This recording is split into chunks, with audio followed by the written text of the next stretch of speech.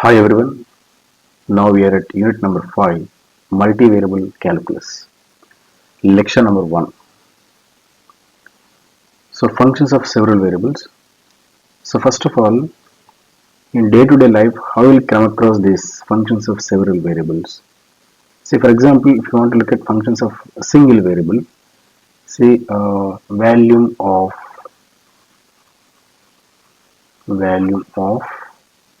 a sphere. What is the volume of a sphere? Volume of a sphere is 4 by 3 pi r cube, right?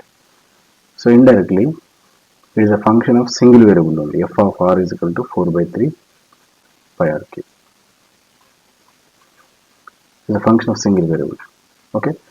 Now functions of two variables. For example,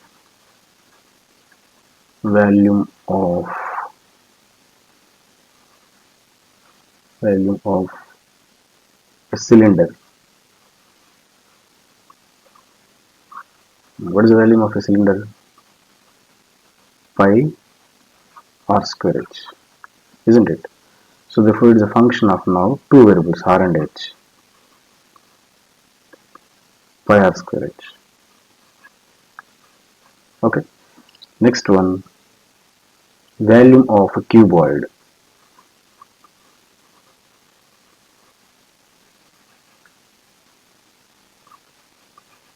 What is the volume of a cuboid? Can you guess? L into B into H, right? Length, breadth and height. So now this is a function of three variables. Look at f of L, B, H. So this is L into B into H. Function of three variables. Likewise, we can generate. So therefore, it is a function of one variable. It is a function of two variables. Two variables here. What are the variables? R and H. Here functions of three variables. Likewise, you can generate.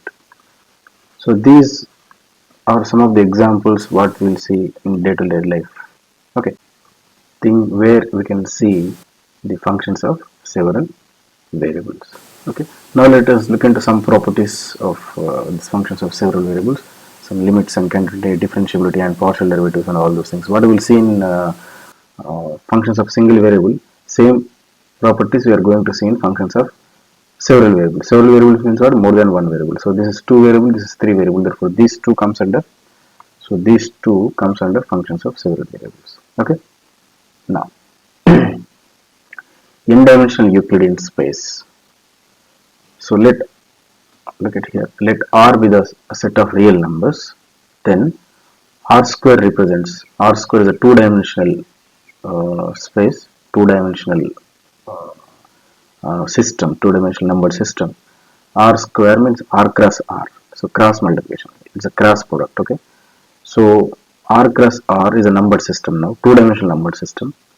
So the elements from R square look like this one, doublets, x1 comma x2, where x1 is coming, this x1 is coming from this first R, okay, and this x2 is coming from this second R. This is called R cross R. So where each xi is coming from R, I is running from 1 to 2. So R square is a set of all ordered pairs. These are ordered pairs whose components are from R. So any element from R square, they look like this, x1 comma x2. The example, for example, 2 comma 3. Okay, 2 comma 3 belongs to R square, like this.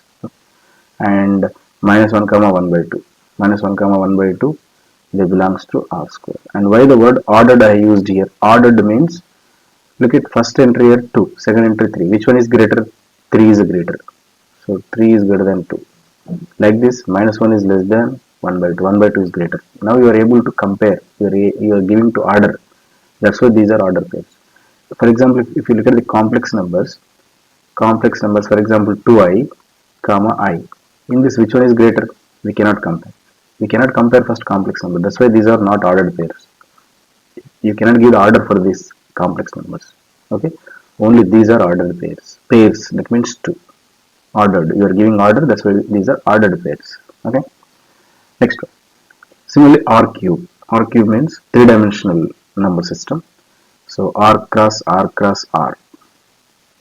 So the elements from R cube, they look like this one. x1 comma x2 comma x3, this x1 coming from first R, the second x2 coming from second R, and x3 coming from third R, where I is running from 1 to 3.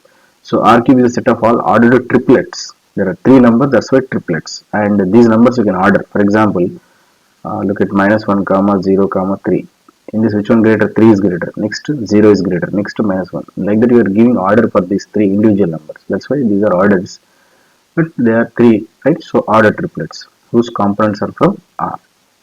Okay, so in general, for a natural number n, we have R power n. R power n means n times R. So R cross R. So these are n R's are there. And if you take one entry, one element from Rn, how they look like this: x1 comma x2 up to so on n. So there should be n components because it is R n dimensional. Because it is 3 dimensional, 3 components should be there. Look at here, 3 components. Since it is 2 dimensional, therefore 2 components should be there, like that. If it is R 1 dimensional, therefore what will be the numbers in R? The elements of the form of R are simply x. That's it. For example, 2, 3, 1 by 2, like that. They are from R. From R square, 1 comma 2, 3 comma 2, like that. 3 comma 5, like that. For R cube, like this, minus 1 comma 0 comma 3, like that. For R power n, like this, x1 comma x2 up to so on xn. So these are n entries, and each xi coming from R. Okay. The elements of Rn are called n tuples, because it is coming from n dimensional, so n tuples. So the elements of Rn are called points or vectors, especially when n is more than 1. N means what? The dimension, right? Here, look at this is n. Okay.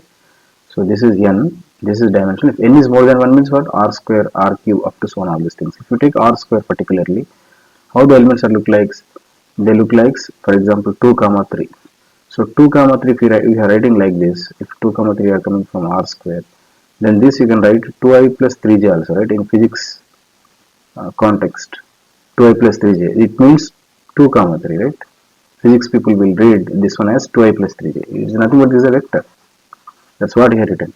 The elements of Rn are called points or vectors, especially when n is more than 1. Similarly, if I take some 3 component vector from R cube, that is a 2i plus 3j plus some, see, 1 comma 0, 1 comma 2 comma minus 1, for example. It is coming from R cube, for example, 3-dimensional space.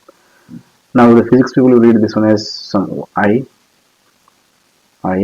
plus 2j minus k. Now it is a vector. Next, note, R1 means 1-dimensional, simply R, it is a real line, right? For example, if you take y is equal to 2x plus 1, it is a line equation, right? Straight line equation. In this I can write y is equal to 2x plus 1, or you can write f of x is equal to 2x plus 1, whatever, both are correct. The naming convention is same, 2x plus 1. In this, what is the input? If you give x value, I will find y value. Okay, so we are giving input x. Here also we are giving input x. Okay, input x is in our hand. Y value can be calculated depending on x value. Therefore, x is independent variable, isn't it? It is independent variable. What about y? Y is dependent variable because it is depending on x. Okay, similarly here also x is independent, right? Here f of x is, that means it is y. So this is dependent. So therefore in this, how many variables in our hand? Only one variable is in our hand. That means number of independent variable is 1. Okay, that's why here dimension is 1. Since number of independent variables, so number of independent variable is 1. So that's why the dimension is 1. So therefore line is 1-dimensional object. Similarly, R square is the plane or the complex plane. For example, look at the plane 2x plus 3y minus 4z is equal to 1. In this, what is z value? What is 2x value? 2x is 1 minus 3y plus 4z, isn't it? So therefore, what is x value? 1 by 2 into 1 minus 3y plus z. In this, how many variables in our hand? Only y and z. So here, only y and z are independent variables. Independent, because these are in our hand, they are inputs. if you give input y and z, you will be able to find x value, so x is dependent. So therefore number of independent variables are how many? Number of independent variables are 2. That's why it's a two-dimensional object. Plane is a two-dimensional object. Okay. So if you, yeah. So therefore from this, half into 1 minus 3y plus z, x is equal to, or simply f of x, whatever, or function f is equal to half times 1 minus 3y z. So this I can write f of y comma z, I can write functions of two variables, right, y and z. X I can write simply f of y comma z. Okay, so how many variables are there? Two variables are there. That's why it's a two-dimensional object. Similarly, R3 is a three-dimensional. For example, sphere you take. For this sphere, it comes under three-dimensional. Similarly, if we choose any point from R cube or sphere, it will be 1, 2, 3 like this. Okay, and R power n. Rn is called the n-dimensional Euclidean space. So if I give any element from Rn, it looks like this. So x1, x2, x3, and up to so on xn. So there will be n components. So this is belongs to Rn, n-dimensional space. That n-dimensional space. So this is called particularly Euclidean space, n-dimensional Euclidean space, and particularly this is called three-dimensional Euclidean space. And this is called just two-dimensional plane, or simply plane or complex plane. Why or complex plane? If I ask you any number from complex plane, your answer will be in the form of doublets like this. For example, 0, 2. 0, 2 means you can write 0 is a real number and 2 is a complex part. 0 plus 2i. If I ask you 1, 2, then what is the representation of this 1 plus 2i? Complex number, complex part. So compulsory 2 and 2 should be there. That's why it is a complex plane or plane. Okay. Next one, distance between 2 points from different dimensional spaces. First one, if you first you look at, let us take from R, from one dimensional. Okay, let us take 2 points from R. So I am taking 2 points. Let us call x comma y belongs to R. Okay. Now let us look at this. So 2 points, let us call this is 1, this is 2, this is 3, and this is 4. Okay, x-axis and y-axis. Okay, and up to so on. Now assume this is my let's call this is my, or simply let us call this is my x and this is my y. I am choosing. So that means x is 2 I am choosing, and y is equal 4 I am choosing, and they are coming from R because they are single entries, right? Single entry means they are coming from one dimensional number system, one dimensional system, 2 and 4. Now what is the distance between these 2 points? So simply, what is the distance between 2 and 4? So what is this distance from here to here? 4 minus 2 indirectly, 2 units of distance, right? If this represents centimeters, then 2 centimeters from 2 to 4. If it represents kilometers, then 2 kilometers from 2 to 4, 2 kilometers, likewise. So therefore, modulus of y minus x. So this is the distance in one dimensional. So by this we can compute. So y value is 4 and x value is 2. So 4 minus 2 is 2 and 2 units. So this is the distance in 1D. Okay. Similarly, let us look at the distance in R2, two-dimensional space. For example, let us take 2 points x comma y. So let us take 2 points x comma y belongs to R square. That is, indirectly, how they look like? X means x1 comma x2. x1 comma, let us take y1, or x1 comma x2, whatever, x1 comma x2, and y will be y1 comma y2. Why? Because they are coming from where? They are coming from R2. So therefore x is of the form x1 comma x2, and this y is of the form y1 comma y2. This x is of the form like this, x1 comma x2, because they are coming from R2.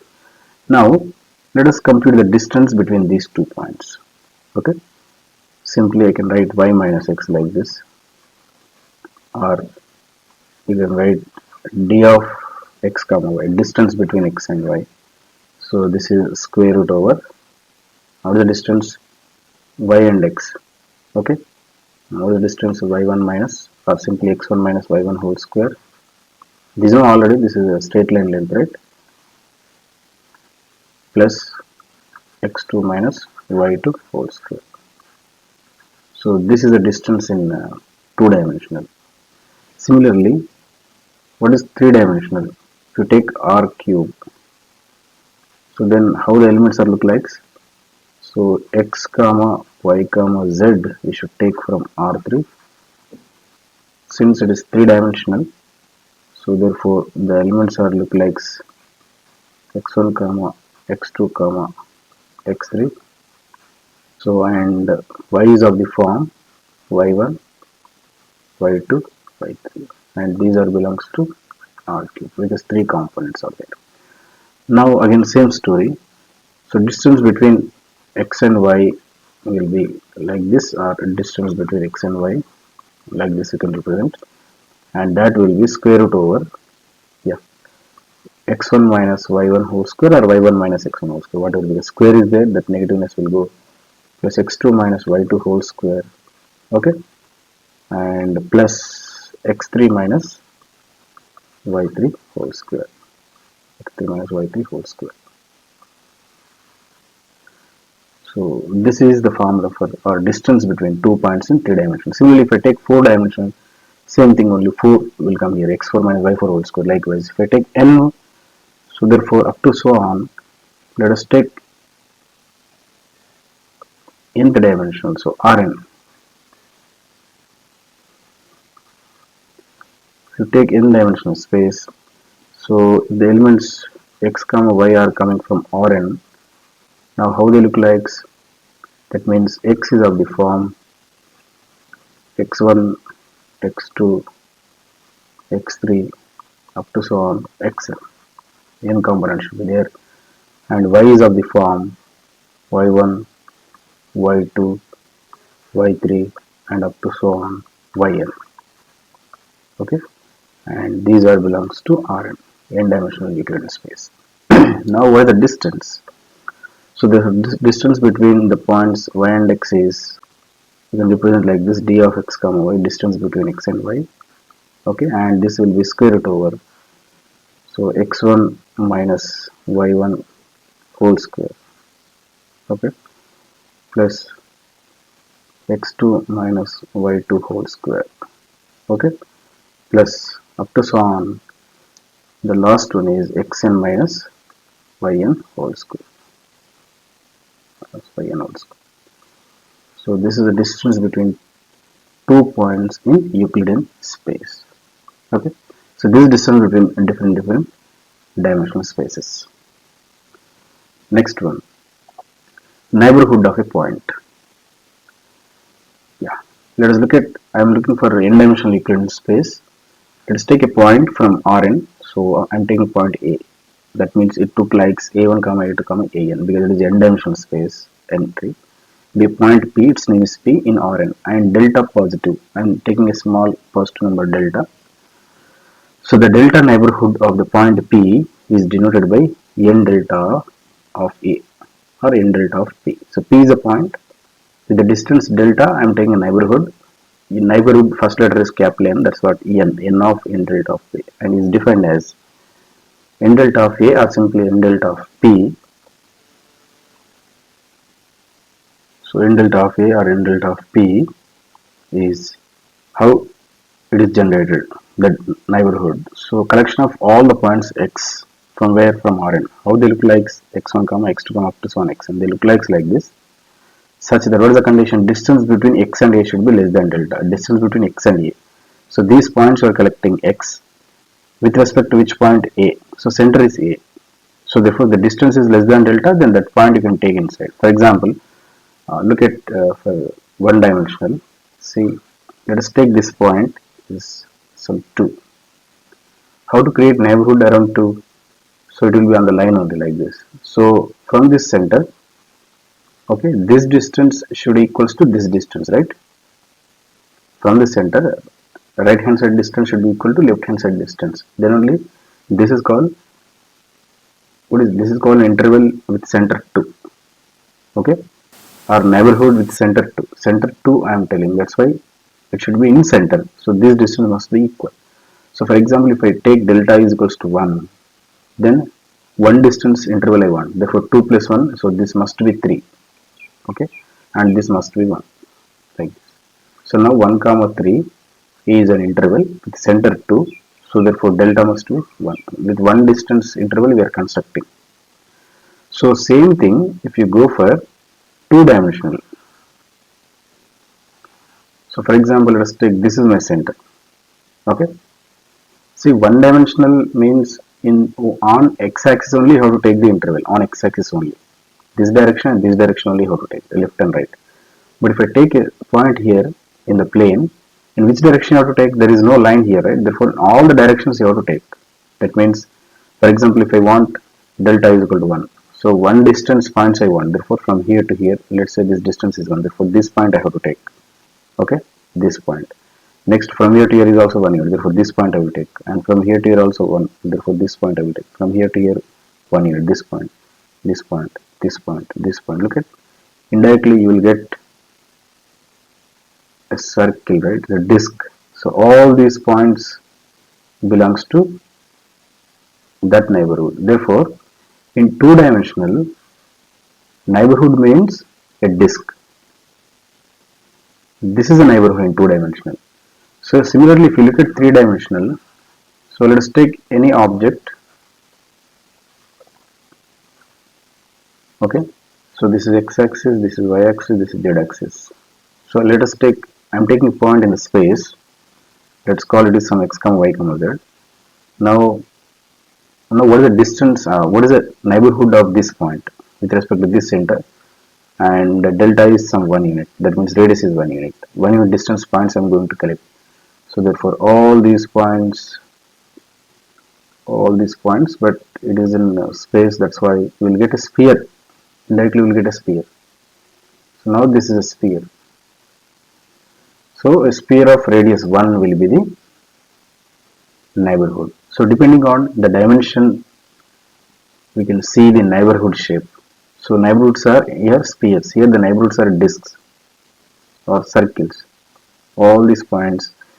See, I can say disk, not circle. Circle means only boundary points will come, right?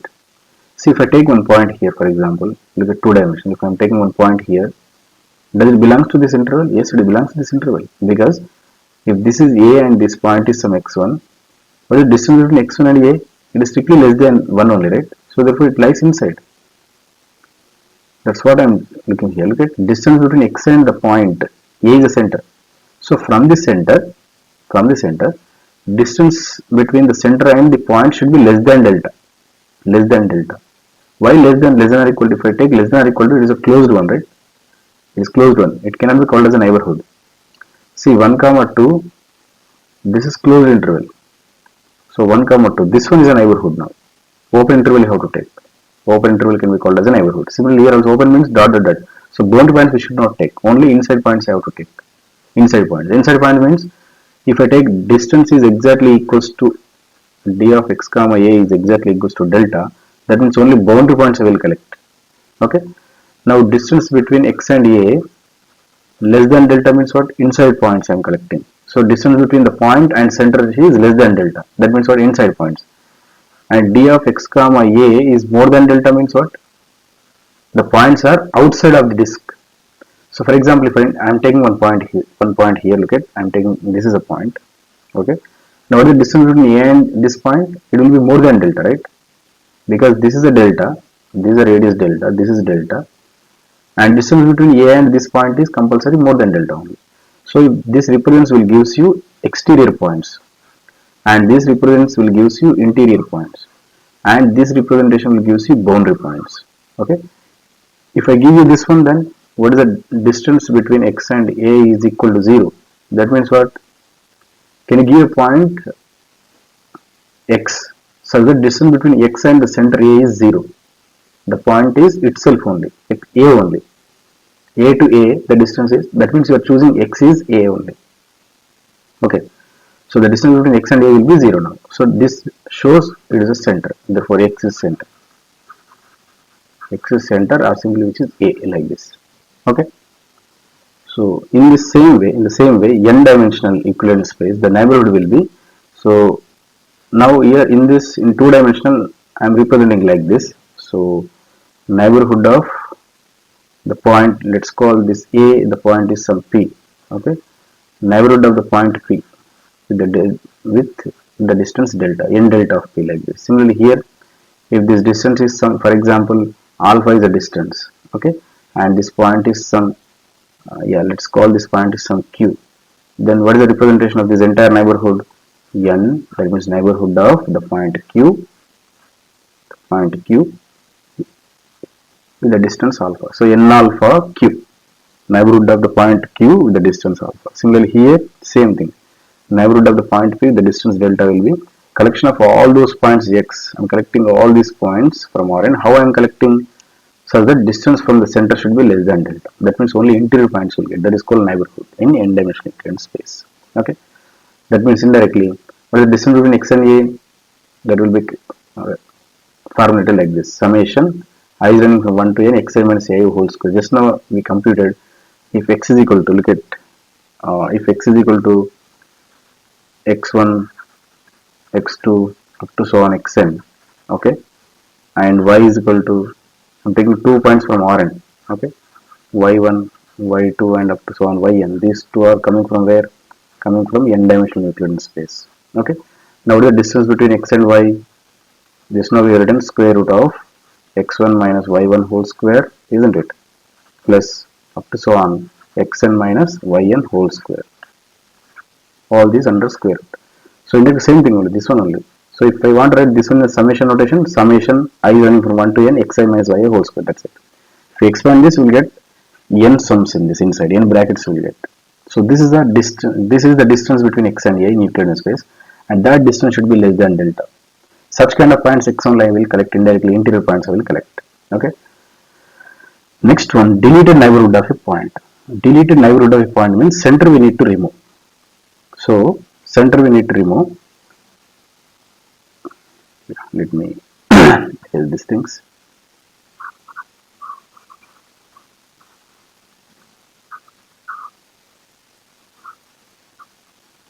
See, for example, let us look at two-dimensional thing. Okay, let us choose a point here. Now, distance between the points x and a. Let us call this center is a. Distance between x and a less than delta. That kind of points I am collecting. So indirectly, let us take this distance is some delta units. This distance is delta units. Okay. Now this point, so distance between this point and a is compulsory less than delta, and this point, distance between this point and this point is less than delta. So likewise indirectly, the points which are inside this disk are called, or belongs to this neighborhood. So whatever the point you take inside, so whatever the points you take inside, like this point, this one, whatever, wherever you take, all these points having distance from the center is less than delta only. Therefore this entire thing is called a disk, and this is called neighborhood in two-dimensional. In 2D it is a neighborhood in 2D, two-dimensional space. Okay. Now this point is removed now. Okay. This point, center is removed. That's all the definition. Look at, if the point P, A1, comma 8 up to so on n, this is the center, is removed from this neighborhood, then the neighborhood is said to be deleted neighborhood of P. It is denoted by n star. Previously just n only, now it is n star. N star means neighborhood is, the center is removed. Center is removed means, how to remove center here? So indirectly I need to remove the distance between the point x and a is equal to 0. Then a is equal to x, right?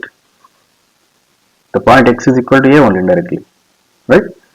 Then this thing you are removing. That means what? This distance compulsory. If I say like this, 0 less than delta of x comma a, distance between x comma a is less than delta, like this. So 0 less than distance between x comma a is less than delta. This means what indirectly? Distance never be equal to 0. Never be equal to 0 means what? Center you should not take indirectly. If you take center, the distance can take 0. This distance always more than or equal to 0, it cannot be negative. So therefore in this d of x comma a, compulsory more than or equal to 0 in the neighborhood. But here it's strictly more than 0. Why? Because you are removing center, that's it. So this is the main thing here. So if 0 comma 0 less than distance of x comma y is less than delta, then this is called deleted neighborhood of the point P. So that will be denoted with the n star of delta of P. Okay, this is called deleted neighborhood of a point. All this comes into picture. We will explain. I will explain there. Next one, limit of a function of two variables. We have seen already limit of a function of single variable.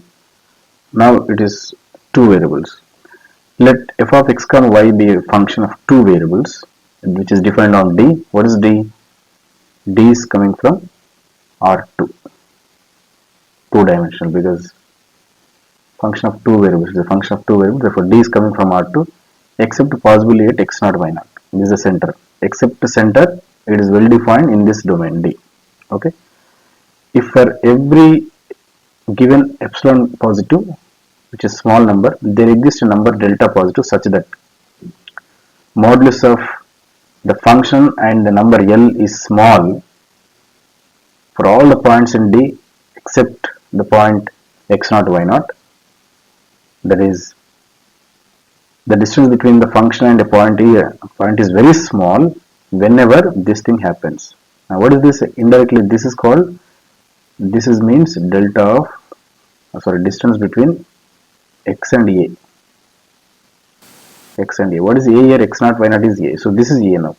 This is a. Center is a. Okay. So this is lying from 0 to delta. That means what? It is a deleted neighborhood. That's why except possibly at x0, y0 means what? x0, y0 is removing from D. So now D is a disk. From the disk. So this is a neighborhood, right? How the neighborhood look like in R2? There are disks indirectly. So this is a disk. In this disk, the center should be removed except possibly at, that means what? Except this point, it is well defined. That means the function f of x comma y is well defined in this interval only. Deleted neighborhood of the point P. Okay. Then the finite real number L is called the limit of a function f of x comma y as x comma y tending to x0, y0. X comma y reaching to x0, y0. Symbolically, we will write it as limit x comma y reaching to x0, y0 f of x comma y is L. First look at geometrically in one dimensional. See, for example, for one dimension, let me look at. Then I will extension this to n dimensional plane space. See, for one dimensional, for all epsilon positive, right, there exists delta positive. This you have seen already. There is delta greater than 0. Whenever modulus of x minus a is less than delta, then modulus of f of x minus L is less than epsilon. Then L is limit of f of x. This is one dimensional definition of limit. That means, that is, indirectly you can say this one as limit n tends to infinity, x tends to infinity, f of x is equal to L. So this is one dimensional definition of a limit. Same thing for n dimensional, two dimensional neighborhood. Why deleted neighborhood? The concept I'm using, because the limit may not exist at x0, y0. Sometimes the limit is infinity, right? Function may not be defined at this point, but I want function should be well defined. Therefore, except this point, remaining all points the function is well defined. I'm taking because of that reason only I'm taking except possibility x0, y0, because limit x comma y is reaching to that point, right? x0, y0 reaching to this point. Limit x comma y is reaching to this point. That's why at this point function may not be defined always. Sometimes defines at x0, y0. Sometimes will not be defined at x0, y0. That's why to overcome the difficulty, I am removing this point first of all from the neighborhood. How to remove that is called deleted neighborhood. That's it, nothing else. Okay.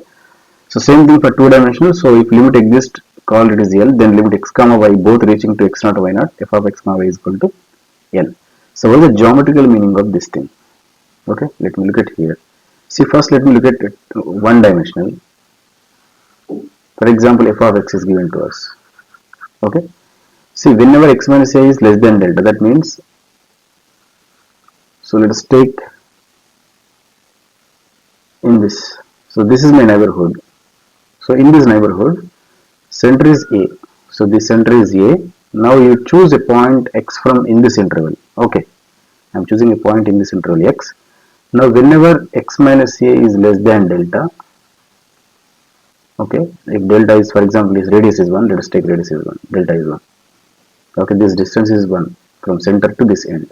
Okay, now whatever point you choose in this interval x, okay, the corresponding function values will lies always in this interval only. So let us call this is L. So f of x minus L. Okay, now let us call epsilon is some 0.1. So 0.1 length disk it is. No. So in two dimensional it is a interval. So 0.1 length interval treating L is a center. Now L is a center. Now indirectly see already have seen f of x minus L is lies in the interval minus epsilon to plus epsilon. If you remove the modulus from this, if you remove the modulus here, what will you get? Minus epsilon less than f of x minus L less than epsilon.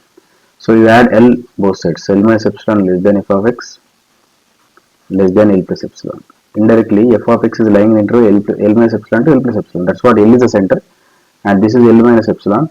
This is L plus epsilon. So whenever you take a point from this domain, the corresponding limit value compulsory should lies in this interval only. For example, limit extends to, see for example, this is 2 comma 3 interval. Let's take 2 comma 3. So if x is reaching to 2.5, 2.5 lies in this only, right? 2.5 lies in this interval. If x is reaching 2.5, the corresponding limit value compulsory, whatever L is having, this L compulsory should lies in this interval only. If same x is reaching to, for example, 2.9 of f of x, now second limit L2 you will get. So compulsory this L2 also should lies in this interval only, compulsory.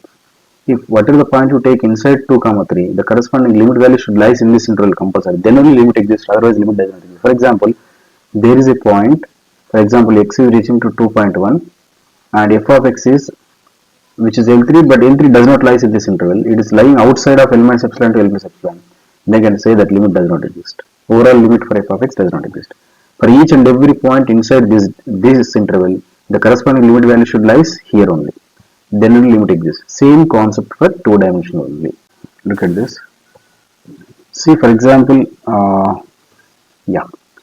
So in one dimensional, so limit x is tending to 2 f of x. So what is the geometrical meaning of this? Okay. So now x is reaching to 2. Now my focus is on this. X is reaching to 2. That means x is approaching to 2. Approaching to 2 means what? Final destination is 2. Destination is 2. From where is the initial point? Initial point, you can start from anywhere from this x-axis. X is reaching to 2 means x values, for example, minus 10, minus 9, minus 8, minus 7, minus 6, okay, minus 5, like this. Finally you have to reach to 2. But look at all these points, they are single entries, right? That means x belongs to R only. X is minus 10 means, what does it mean? It is minus 10 comma, so 0, minus 10 comma 0. So this is lies on x-axis only, right? Minus 10 comma 0. X coordinate is minus 10, y coordinate is 0. Y coordinate is opposite on x-axis. This is x-axis. Therefore somewhere here is minus 10, minus 10, minus 9. Like this you are approaching to 2. So in this direction you are approaching. That means in one dimensional, limit is reaching to 2 means you have to reach along x-axis only compulsory. This is in one dimensional. Okay. If you take two dimensional thing, same thing. Let us take two dimensional. For two dimensional, okay, limit x comma y is reaching to some 1 comma 1. 1 comma 1. X comma y reaching to 1 comma 1. So let us take this point is 1 comma 1. Let us take this point is 1 comma 1. Okay. Now since it is two dimensional, I have to reach to this point. That means, yeah, can you give some numbers which are going to 1 comma 1? See for example 0 comma 0, next half comma half, okay, next 2 by 3 comma 2 by 3, okay, next, yeah, let's take some like 0 comma 0, like what I have taken 0 comma 0 first point, second point is 0.5 to 0.5 comma 0.5, next 0 comma 6 to 0 comma 6. So likewise you are reaching to 1 comma 1. That means indirectly I am choosing this is a path. Along this path you are reaching. Phi is equal to x path it is. You choose any point on this line, they are equal, right? So now the path is y is equal to x. This is the path. So along the path y is equal to x, you are reaching to this point 1 comma 1. Not only this, you can choose this also, this path also. Now what is this path? Since it is 1, so therefore this point is 1. This point is 1. Now this is parallel to x-axis, therefore y is equal to 1. This line equation is y is equal to 1. So you can reach along this line also. Along this line also you can reach. Okay. So therefore, now along this line, what are the points on this line? Y will be 1 and x coordinate. So this distance is 1, right? So parallel to x-axis. So now can you give me any point on this line? So how can I give? So y coordinate is 1, so that is fixed 1, y is 1. Now x is changing now. For example, let's take minus 2 comma 1. Okay. Next minus 1 comma 1. Next 0 comma 1. Next like this. So 0.5 comma 1. Okay. Now at the end 1 comma 1. That's it. Look at only x is changing. Minus 2, minus 1, 0, 0.5, 1. Now reaching to 1 like this. So along this path also I can reach to this. Or I can reach like this also. Or I can reach like this path also. I can reach like this path also. But finally I have to reach to 1 comma 1. So this is the limit in 2-dimensional. 2-dimensional you can reach the point along any path. But in 1-dimensional compulsory you have to reach along x-axis only. So this is a major thing. If you understood this, then the concepts are very clear. So this is for 2-dimensional. Okay. Now let us enter into details. Note. So first one, limit x comma y tends to x naught y naught f of x comma y. If that limit value is L. If this limit exists, then it is unique. If limit exists, it is unique. That we have seen already in 1-dimensional. Since x comma y reaching to x naught y naught in the 2-dimensional plane, in deleted neighborhood of a point P, there are infinite number of paths joining x comma y to x naught y naught. Just now we explained already. Around how many paths it will reach? There are infinitely many paths. Look at here. How many paths are here in 2D? There are infinitely many paths. I can reach like this also. I can reach like this also. Or I can reach like this also. There are infinitely many paths to reach x naught y naught. That is in 2D. That's what in the note. Okay. Look at here. There are infinite number of paths joining x comma y to x naught y naught in the deleted neighborhood of P. Since the limit is unique, the limit is same along all paths. Once limit is existing, it is unique, right? So once this limit is unique, whatever the path you take along, you reach any path, but limit value should be unique. If you take two different paths, for example, you look at here. I have to reach to this point origin. Okay. So look at the best. See, I can reach along y-axis like this. I can reach along negative y-axis also. I can reach positive x-axis like this. I can reach negative x-axis like this. Or I can reach y is equal to x line. I can reach. Or y is equal to minus x like this. I can reach like this. Or I can reach like this. Or I can reach like this also. This is one of the paths. This is one of the paths like this. How many paths are there? There are infinitely many paths to reach the point 0, 0 or x naught y naught, some particular path. So since limit is exist, you reach along any path, the limit value L should be unique if it exists. Along this path you should get L. Along this path you will get L only. Along this path you will get L only if limit exists. Along this path you are getting L1, along this path you are getting L2. That means along two different paths you are getting two different limits, therefore limit does not exist simply. Okay. So that is a trick here that we will use here. Right? So the limit is same along all paths if limit is existing. That is, the limit is independent of the path. So if limit is existing, whatever the path you choose, the limit is same. Therefore limit is not depending on path, right? It is independent of path. When? If the limit exists. If the limit is existing, then limit is independent of path. Thus, the limit of a function cannot be obtained by approaching the point p of x naught y naught along particular path. So, in two dimensional, if I want to find the limit of x comma y reaching to 0 comma 0, you should not choose only particularly this path. You can choose any of the path. Okay, not particular path. You can choose along any of the path, finding the limit of the function. Okay, if the limit depends on path, then the limit does not exist.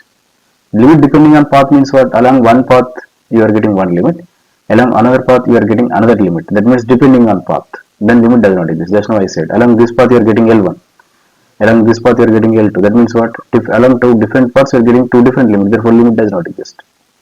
If limit is existing, that is unique. Now whatever the path you choose, the limit value should be same. So if a function f of x comma y has different limits along different paths as x comma y approaches to x naught y naught, then limit does not exist. So this is the main thing. Okay. Now let's have some basic theorem, properties of a limit of a function of two variables. If limit of the function f of x comma y reaching to x naught y naught is L, L belongs to real number system. Similarly, x naught y naught is M, for g of x comma y is M. Then first property, sum rule. So this already we have seen in one dimensional, same thing for two dimensional. So limit of f of x comma y plus g of x comma y will be separately you can apply limit. So limit x comma y reaching to x naught y naught of f of x comma y plus again limit x comma y reaching to x naught y naught of g of x comma y. So separately this one is L, this is given already, and separately this one is M. So L plus M finally. Okay, limit can be applied separately. Similarly, difference rule, again limit applied separately. So this limit is L and this limit is M, so L minus M. Okay, and third rule is product rule, f of x comma y into g of x comma y, then apply limit to both the functions separately. So limit to f of x comma y into again limit to g of x comma y, so L into M. Okay, next constant multiple rule. Let's say k is any constant, so k into function is equal to k into that limit L. So if L exists. And quotient rule, so limit can be applied to numerator separately and denominator separately. Then if you apply numerator separately, it will be by L, and for denominator separately it will be M. Okay. Next, let us do some problems related to this. Now problem number 1. Okay. So in this, find the limit of this. So limit x comma y reaching to, so limit x comma y is reaching to origin of the function x square minus 3y square plus 1 upon 2x square plus y square plus 3. Okay, so its meaning is limit x is reaching to 0 and y is reaching to 0 separately. So therefore this I can write, so 0 whole square, x is 0 minus 3 into again 0 square, y value also 0 plus 1. Just I am substituting x value and y value, nothing else. And here x value, so 2 into 0 square plus 0 square plus 3. That's it. Nothing I am doing, just wherever x there I am writing 0 and wherever y there I am writing 0. So look at here, the first component x here, so here first component is 0, therefore x is reaching to 0 indirectly. And here the second component is y and it is second component is 0, therefore y is reaching to 0. So wherever x here substitute 0 and wherever y here substitute 0, that's it, nothing else. Okay, now 3, so this will be 1 by 3, so this is L value, so this is the limit value. So therefore as x comma y reaching to origin, the limit value should be 1 by 3. Okay, next problem number 2, this one, same thing. So limit x comma y is reaching to which number? 1 comma 0, which is on x axis, square root over x square minus y square plus 3. Okay, this will be square root over, what is x? X is 1, so 1 square, minus what is y? Y is 0, so 0 square. Okay, and plus 3. So x value, y value, see how to replace here, nothing else. Okay, so 0 square. Again here same story. So x is reaching to 1, okay, and this y is reaching to 0. So x value 1, y value 0. Then what will get? So this will be square root of 4. 1 square is 1 plus 3 4, so answer is 2. So reaching to 2. The value is reaching to 2. Next one. So find the limit x comma y reaching to 0 comma 0. This one. Yeah, if you substitute directly, what will you get? So limit x comma y reaching to origin 0 comma 0, reaching to origin of the function x square plus xy upon root x plus root y. If you substitute directly x is 0, y is 0, you will get 0 by 0 form, right? 0 by 0 form you will get if you substitute directly. Substitute directly x is 0 and y is 0. Then go to L'Hospital rule, right? But here we should not go to L'Hospital rule. Why? Because L'Hospital rule can be applied only for one variable. L'Hospital rule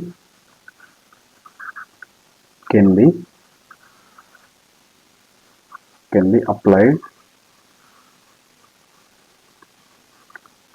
for one variable functions. Why? Because what is in the L'Hospital rule? Numerator and denominator separately we need to apply differentiation, right? So let us apply numerator differentiation. There are two variables. With respect to which variable we will apply differentiation, that is a matter here. Since there are two variables. Similarly, denominator also there are two variables. Along with which variable we will apply derivative? That is the question. That's why L'Hospital rule is only for single variable functions. Only one variable functions. It should not be for two variable functions. Therefore, here I cannot apply L'Hospital rule. So therefore, instead of L'Hospital rule, you are having path limits. So that I will explain. Listen carefully. So whenever 0 by 0 form comes, then you are having two options. One is simplify the function. You have to simplify the function. Second one, we have to apply the path limits. That's it. Path limits. So these two can be applicable whenever 0 by 0 or infinity by infinity form occurs. Remember this. So it's very important. So whenever 0 by 0 or infinity by infinity comes, how to find the limit? Limit can be obtained either by simplifying the function or path limit, by applying the path limits. Now here I am choosing this one, simplifying the function. How to simplify this? Look at, I am rationalizing this. So this will be, so limit x comma y is reaching to origin x square plus x into y divided by root x plus root y. Now rationalize this. What will get? Root x minus root y divided by root x minus root y. Okay. Now what will get? So limit x comma y reaching to origin. Origin is 0 comma 0. Look at numerator. X square, so 1x is common, so x plus y, okay, and root x minus root y, okay, and divided by denominator a plus b into m is a square minus b square, so x minus y, okay. Now, okay, next, so sorry, it is minus. Look at the question, x square minus x into y. It is not plus, it is minus. Change this, okay, x square minus x into y. So therefore this is x square minus x into y. Okay, this is x square minus x into y. So this is minus, so x into x minus y. So now these two will be cancelled out, x minus y and x minus y will be cancelled out. So finally what will remain? So limit x comma y reaching to 0 comma 0. What is remained? X into root x minus root y. Okay.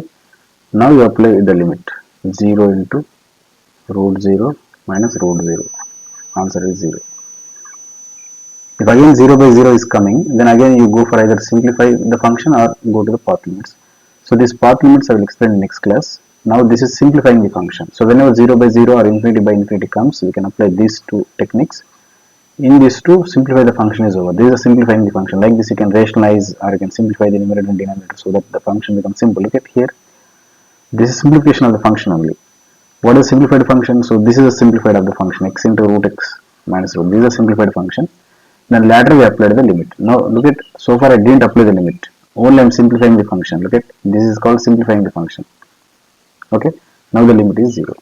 With this I will stop.